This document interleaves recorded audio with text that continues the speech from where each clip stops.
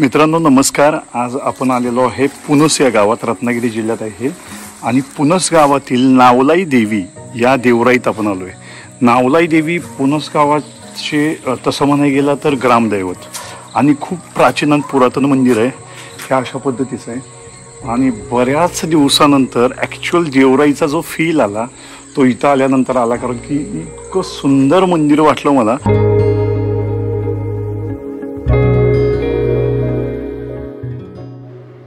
नावलाई देवी पुनस या गावाला येण्याकरता तुम्हाला लांजावरून देवधे मार्गे पावस रोडला जावे लागते. 3-4 किलोमीटर अंतर संपल्यानंतर तुम्हाला डाव्या हातालाच पुनस नावाचे गाव लागते. या गावाच्या शाळेच्या मागेच ही देवराई आपल्याला पाहायला मिळते.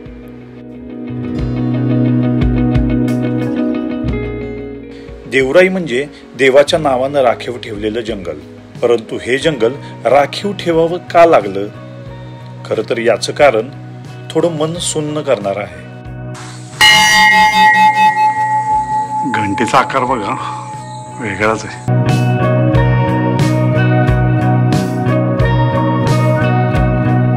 पुनस हे गाव देवध्यापासून ज्यावेळेस तुम्ही पावसला जाता वाटेतच लागतं. तसं थोडं मोठं गाव आहे, त्याच्यामुळे आजूबाजूचा परिसर तुम्हाला पाहता येतो.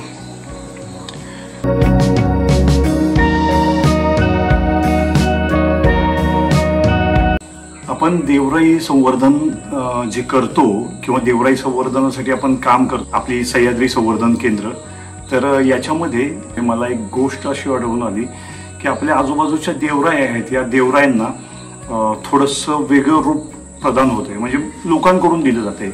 मंदिरं मोठी होतात आणि जंगल आजूबाजूचं तोडलं जातं. तर मित्रांनो, देवराई ही कन्सेप्टच याच्यासाठी बनवली होती की आजूबाजूचं जंगल संरक्षित राहावं. तर देवाचा महिमा वाढत आहे, तसं देवाची मंदिरं मोठी होत आहेत आणि आजूबाजूचे जंगल घट होत आहे, तुटत आहे आणि ते कुठेतरी मनाला लागतंय. तर गावागावात जाऊन आम्ही, आमचे व्हॉलेंटियर्स आहेत किंवा आम्ही, आमचा ग्रुप आहे, आमची संस्था आहे जी काम करते, तर तुम्ही नक्कीच याला जॉईन होऊ शकता आणि सपोर्ट करू शकता.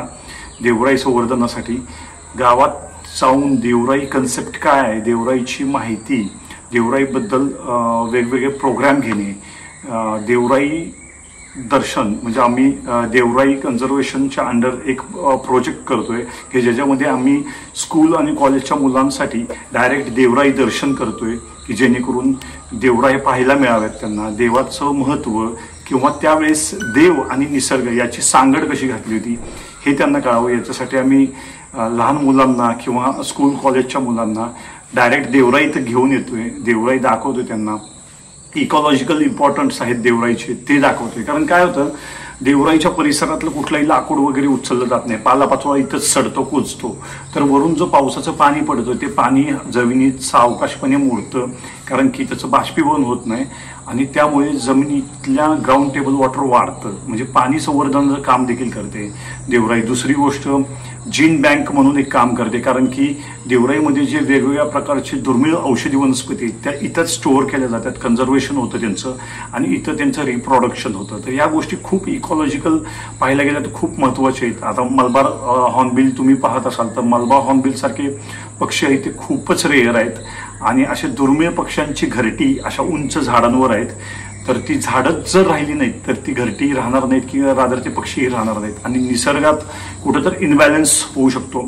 तर त्याच्यामुळं देवरायांसारखे छोटे छोटे आपले ऑक्सिजन पार्क्स आपण जपले पाहिजेत, जतन केले पाहिजेत. आणि मी तर म्हणतोय गावागावात देवराई असल्या पाहिजेत आणि गावागावात का शहरात सुद्धा देवराई असल्या पाहिजेत आणि शहरातल्या देवराई तर खूप चांगल्या पद्धतीनं जतन केल्या पाहिजेत, कारण हे ऑक्सिजन पार्क आहेत आपले मित्रांनो.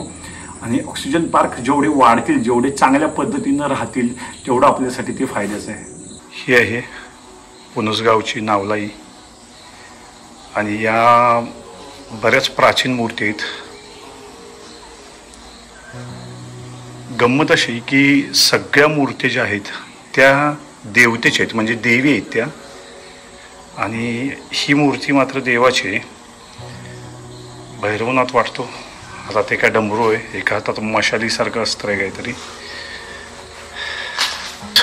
देवाची पालखी असते, जी पालखी ठेवली, वाजवायची वाद्य ठेवलेली आहेत. आणि बहुधा हे लाकडाचं मंदिर गेलंय याच्यावरून लक्षात येते की अशा पद्धतीचं मंदिराचं पुढे बांधकाम होण्याचे चान्सेस आहेत. परंतु मंदिराचे जर खांब सोडले तर वरचा भाग जो आहे तो अजूनही लाकडाचा आहे. पाहू शकाल मंदिराचा वरचा भाग लाकडाचा आहे सगळा. आणि हे खूप जुने पुरातन तोळे आहेत. ह्या खूप प्राचीन मंदिर आहे, खूपच सुंदर आहे. बऱ्याच दिवसानंतर इतकी सुंदर देवराई पाहिली.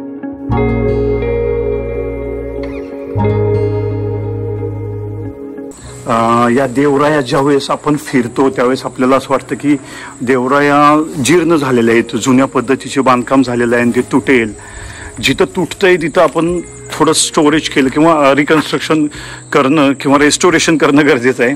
परंतु जे बांधकाम अस्तित्वात आहे आणि चांगलं आहे, मला नाही वाटत की त्याला तुम्ही डेव्हलप करणं गरजेचं आहे. कारण किती प्राचीन होतं तेच सुंदर दिसतं. प्राचीन मंदिरं कोकणात इतकी भारी आहेत की मी यावेळेस पाहतो ना असं मानसिक समाधान मिळतं ते मंदिर पाहताना. आता रंगवलेली मंदिर देखील पाहतोय, पण ती रंगवलेली मंदिरं जी आहेत ती तो फील येत नाहीये जो कोकणातल्या प्राचीन मंदिरात यायचा. याच्यापैकी धामापूरचं एक मंदिर आहे, जर तुम्हाला वेळ मिळाला तर अवश्य पहा. माझा व्हिडिओ देखील आहे त्याचा यूट्यूबवर, तर त्या अवश्य पहा. तर धामापूरचं जे प्राचीन मंदिर आहे, अशी जुनी मंदिरं आहेत ना, ही खूप सुंदर वाटतात. नवीन मंदिरात देवाचं प्रस्थ वाढलंय, परंतु मंदिराचं जे वैभव असतं ना ते खरं वैभव थोडं कमी झालंय असं मला वाटतं. परंतु आपण काम करायचं आहे, काम करणं आपलं काम आहे. कर्मण्येवाधिकारस्य मा फलेषु कदाचन. मित्रांनो, आपल्या सोबत देवीचे गुरव आहेत. आपलं नाव काय? विजय गुरव. तर त्यांच्याकडून देवीबद्दलची थोडी माहिती मिळाली मला. आणि तिथं राघोबाचं एक मंदिर आहे, ते पाहायचं आहे. प्राचीन मंदिर आहे, खूप छोटं आहे, जुनं आहे, तर ते पाहायचं आहे. देवीचा आता कार्यक्रम कधी असतो? आता घटस्थापना होईल ती. घटस्थापनेला 10 दिवस. मग ते देवी बसतात का इथं? ना, फक्त ते घटच फक्त बसतो. आणि देवीची रोपं लावत नाहीत का? आणि जत्रा वगैरे काय? जत्रा वगैरे नाही. त्याच्या चिमग्यातून इथे पालखीला रोपं लागणार. ओके. आणि ती त्या देवळाला भेटणार सोमवारच्या. ओके. आणि नंतर मग गावात फिरणार. पण जे बाहेर गेलेले लोक आहेत गावातून कामासाठी, ते जर यात्रेच्या दिवशी येतात? यात्रेच्या दिवशी येतात. आधीमध्ये कोण आले तरी ते घेऊन जातात पाया पडून. अच्छा, पाया पडून जातात. आणि देवीला कौल वगैरे लावला जातो ना? आता बंद केलं. ओके. आणि बाकीची मग पालखी वगैरे बाहेरच गाव फिरणार. गाव प्रदक्षिणा होते पूर्ण. परत ते गाव फिरून पाडव्याच्या आधी रोपं काढणार परत. बर.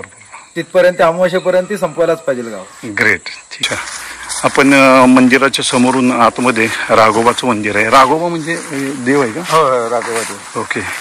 ते राघोबाचं मंदिर पाहायला चाललोय. मंदिर एकदम आतमध्ये छोटस आहे, परंतु प्राचीन आहे खूप. याच्यातला आपल्या गावण्यातला राघोबा देव. देवराई मस्त आहे मात्र, म्हणजे तुम्ही झाडं बिडं बिलकुल तोडली नाही, ती भारी वाटते एकदम बघण्यासारखी, चांगली. आता ही साफ होणार. आता ही वाटा बिटा सगळं साफ करणार. हा, वाटा ठीक आहे, पण जंगल आहे तसं राहिलेलं बरं पडतं, चांगलं राहतं. आता पावसाच्यामुळे ही नाही तर नंतर आहे ना उन्हाळा. हा, उन्हानं वाळतं ते बघितलं मी. पण तरी पण मोठी झाडं बरीच आहेत आणि ती खूप चांगली ठेवलीच. जर मंदिरच बांधायची असतील तर ती गावातच बांधली असती.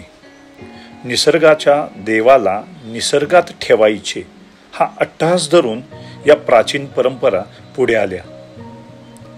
इथे गावाचा देव आणि त्या देवाची राई ही संकल्पना रुजली गेली. गावातील एकोपा, सण, उत्सव या निमित्तानं एकत्र साजरे केले जाऊ लागले आणि त्यातून समाज एकत्र आला.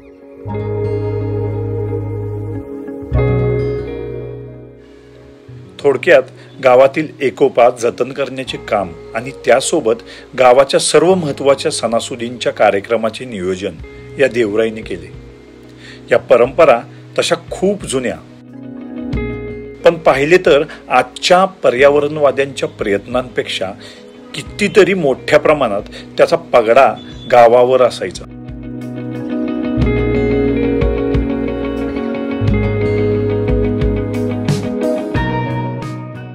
या सर्व संकल्पना मूर्त स्वरूपात येण्याकरता असा कालावधी लागला. परंतु जेव्हा या संकल्पना आपली पाळेमुळे घट्ट रुजल्यानंतर त्यांचे एक प्रकारचे गारूड समाजमनावर निर्माण झाले. त्यातून काही ठिकाणी अंधश्रद्धा देखील पसरल्या. परंतु या देवराईचा सदुपयोग त्या मानाने जास्तच झाला.